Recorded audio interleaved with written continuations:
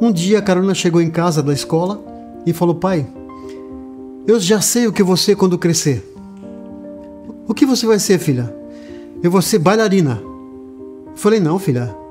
Por que você quer ser bailarina? Não existe bailarina em cadeira de rodas.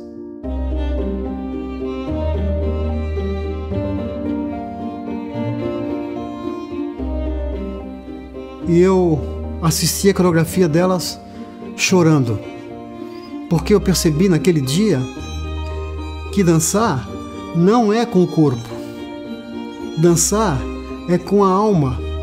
Elas conseguiram expressar toda a emoção e o prazer da dança através da alma delas dançando.